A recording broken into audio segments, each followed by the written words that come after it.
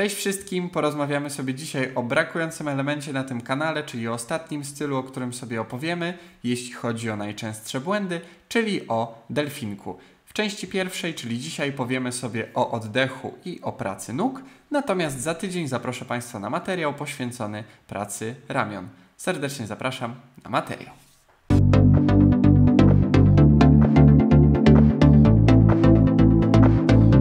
I pierwszym błędem, o którym sobie dzisiaj opowiemy, będzie to kopanie z kolana zamiast kopanie z biodra. Bardzo częsty błąd dotyczący praktycznie wszystkich stylów, nie licząc żabki. Sytuacja, kiedy chcielibyśmy, żeby cały nasz napęd wychodził z biodra. Niestety dzieje się to przez ugięcie w stawie kolanowym. Sytuacja bardzo często spotykana, szczególnie na początku nauki, nie tylko delfinka, ale też innych stylów, kiedy właśnie niekoniecznie jesteśmy w stanie zrozumieć, jak ta praca ma wyglądać, przez co wspomagamy się w taki bardziej naturalny sposób, troszkę jak podczas jazdy na rowerze, gdzie jak ugnę nogę i ją wyprostuję, wtedy wprawiam w ruch maszynę i dopiero idę do przodu. Natomiast tutaj podczas płynięcia delfinkiem zależy nam bardzo na tym, żebyśmy kopali sobie z biodra. A jak możemy naprawić to, o czym sobie przed chwilką mówiliśmy? Pojawi nam się tutaj ćwiczenie, które już często pojawiało się na tym kanale, zarówno jeśli chodzi o szkolenia, jak i filmy ogólnodostępne, czyli praca nogami w pionie. Bardzo fajne ćwiczenie, opór z jednej i z drugiej strony. Nie ma tutaj takiej sytuacji, jak była przed chwilką, gdzie naciskamy w dół, oddajemy do góry i też niby czujemy opór, ale jest sytuacja, gdzie te nogi nam lekko mogą wyjść nad wodę, więc tu czujemy ten opór zarówno w jedną, jak i w drugą stronę. I proszę zwrócić uwagę, że ja tak mówię i to jest taki skrót myślowy, bardzo dużo osób tak mówi, proste nogi. Chciałbym, żeby to wybrzmiało raz na zawsze. Proste nogi to ma być coś takiego, jak jest tutaj, a nie stricte takie jakbyśmy na szczudłach, jakbyśmy te nogi mieli zaspawane i nie bylibyśmy w stanie ich ani na chwilkę ugiąć.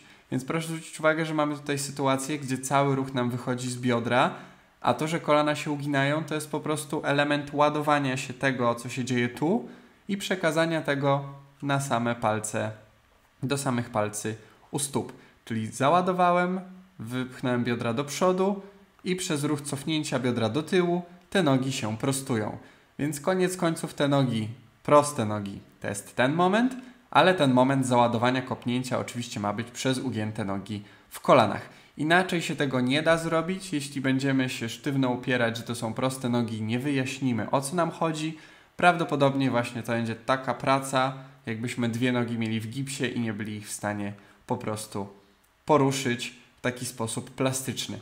Trzeba pamiętać, że poruszamy się w środowisku wodnym, środowisko, które jest bardzo przyjazne, natomiast ma też swoje właściwości, między innymi właśnie gęstość wody, opór, jaką ona nam stwarza. I chcąc dobrze się od niej odpychać, chcemy troszkę się jej poddać. Nasze ciało musi być plastyczne, jeśli jest w wodzie, dostosować się do niej, a wtedy ta woda umożliwi nam przesuwanie się tam, gdzie aktualnie chcemy. Więc ćwiczenie, kopnięcie z biodra. Kolejnym błędem, o którym sobie powiemy, też bardzo dużo razy już występującym, nie licząc oczywiście żabki, są to zadarte palce do góry. Przez co, jak widać, jakbym się nie starał, niestety nie uda mi się prawidłowo popłynąć, bo zabraknie tej ostatniej fazy. Jakbym tutaj nie ładował z biodra kopnięcia, to niestety palce zadarte do góry powodują, że przecinam tą wodę jak nóż i niestety nie jestem w stanie nic z tym zrobić. I jeśli chodzi o korekcję tego ćwiczenia, są to wszystkie ćwiczenia, które już przy okazji poprzednich materiałów się pojawiały. Grzbiet, kraul, proszę sobie zerknąć na te materiały.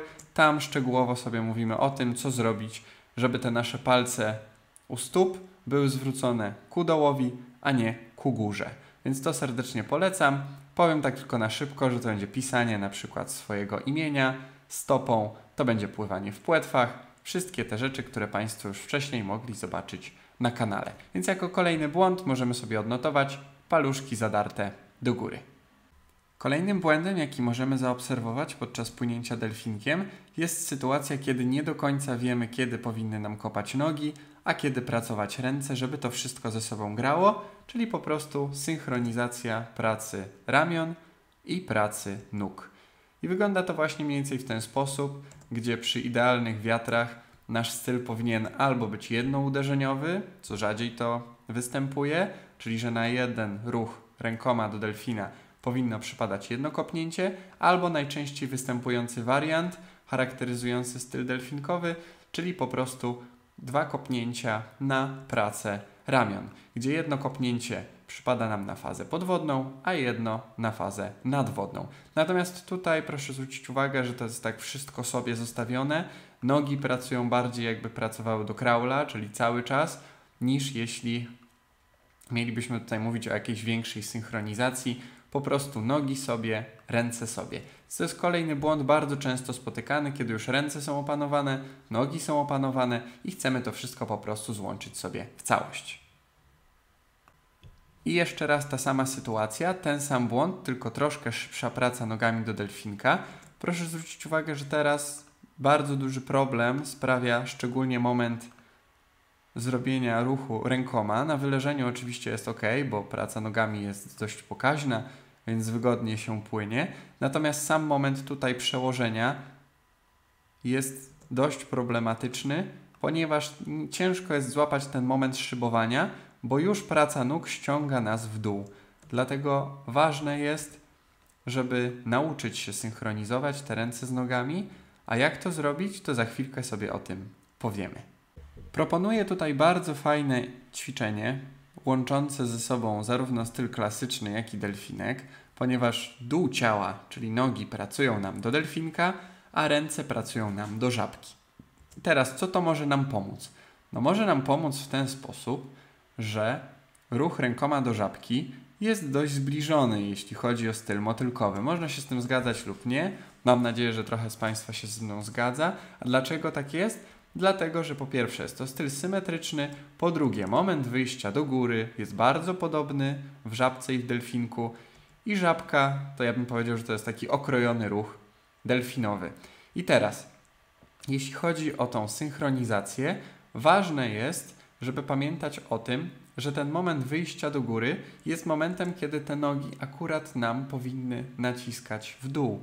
Czyli to jest moment, gdzie jak uginam ręce, to uginam nogi, natomiast jak prostuję ręce, to prostuję też nogi. I to jest sytuacja, której ciężko się nauczyć, ale oczywiście można. Ja tutaj wybrałem sobie na razie synchronizację 3-uderzeniową, co nie jest ideałem, bo tak jak sobie mówiliśmy, możemy to zrobić w 2 uderzeniach. Natomiast na sam początek wydaje mi się, że to jest bardzo dobre rozwiązanie, ponieważ mamy, proszę zwrócić uwagę, od teraz się zaczyna ruch rękoma, załadowanie nóg, kopnięcie, drugie, trzecie na wyleżeniu. Jedno, drugie, trzecie. I dużo łatwiej jest z takiego stylu, gdzie jednak pewna regularność występuje, przejść dalej, niż kiedy te nogi pracują cały czas, tak jak na przykład w kraulu. Więc warto o tym pamiętać, zacząć sobie od tego ćwiczenia. Jeżeli mieliśmy problem i te nogi pracowały nam cały czas, możemy przyjąć sobie wariant 4-uderzeniowy, zejść do 3-uderzeniowego i skończyć sobie na 2-uderzeniowym, co będzie miało bardzo dobre przełożenie, jeśli chodzi o już nasz cały styl. Jakie jeszcze błędy, jeśli chodzi o kończyny dolne, możemy zaobserwować? No, chociażby taka niesymetryczna praca nogami, gdzie pomimo, że delfinek jest stylem symetrycznym, zarówno jeśli chodzi o pracę rąk, jak i pracę nóg, no to niestety tej symetrii tutaj nie jesteśmy w stanie dostrzec, ponieważ i jedna i druga noga pracują bardziej jak do takiego niesynchronizowanego kraula niż do delfinka. Też częsty błąd, ale dość prosty do wyeliminowania, a jak to zrobić, zaraz sobie powiemy. Ale zanim o tym powiemy, to jeszcze przejdźmy sobie do jednej rzeczy, bo te 2 błędy załatwimy sobie jednym ćwiczeniem. Będzie to za daleka praca nogami do delfinka. Rzadko spotykany błąd, ale w swojej karierze spotkałem się też i z takimi przypadkami, czyli trochę takie nogi powiedzmy na rozstaw żabkowe, symetrycznie niby kopiące, ale dość daleko obok siebie. Tutaj zależy nam na tym, żebyśmy z tych 2 stóp złączonych razem stworzyli, można by powiedzieć, taką płetwę, dzięki której powierzchnia naszego ciała będzie większa i będziemy w stanie bardziej efektywnie się po tej wodzie przesuwać.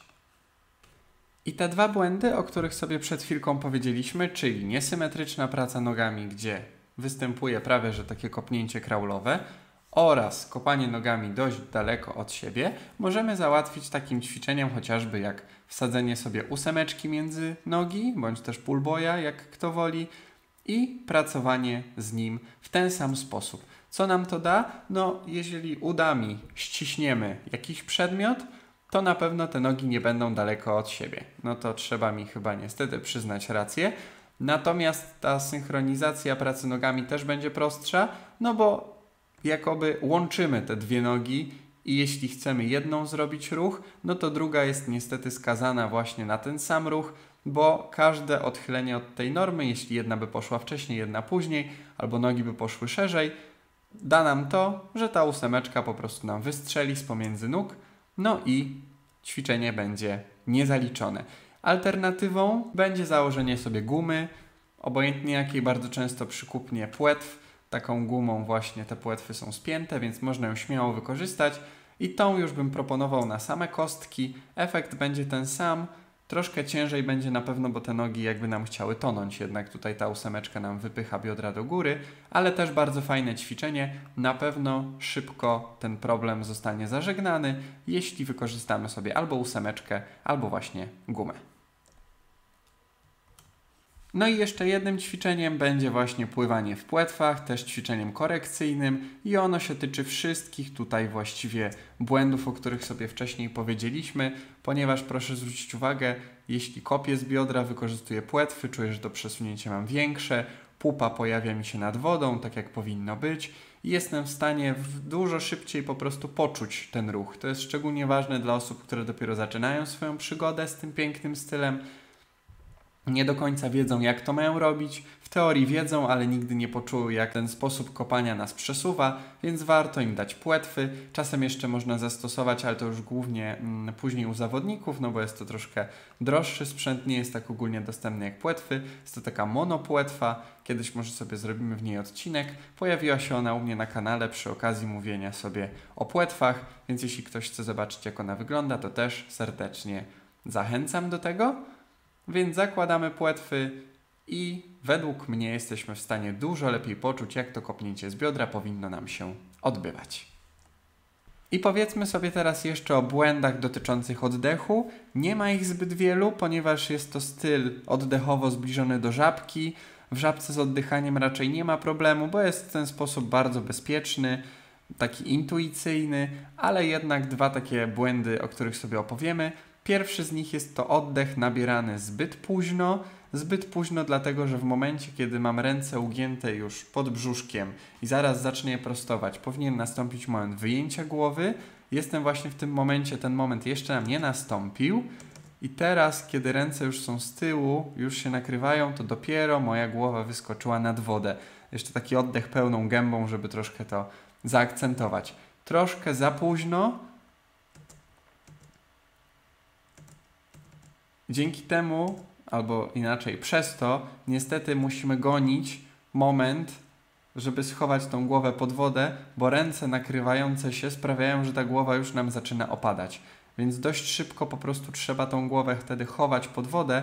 Nie jest to takie bardzo prawidłowe płynięcie w ten sposób, no ponieważ opóźniony moment wyjęcia głowy z nad wody, proszę zobaczyć, sprawia nam, że albo nie zdążymy nabrać w pełni tego oddechu, bo musimy gonić ze schowaniem głowy pod wodę, albo jeśli go nabierzemy do samego końca, to ręce nam nakryją jeszcze wystającą głowę nad wodę.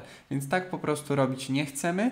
A jeszcze jednym błędem będzie po prostu nabieranie tego powietrza za wcześnie. To sytuacja, kiedy jak mamy ten moment wyleżenia, na przykład mamy tutaj taką strzałeczkę z przodu, podniósłbym pierwszą głowę do góry, kiedy ręce by jeszcze tego ruchu nie zaczęły.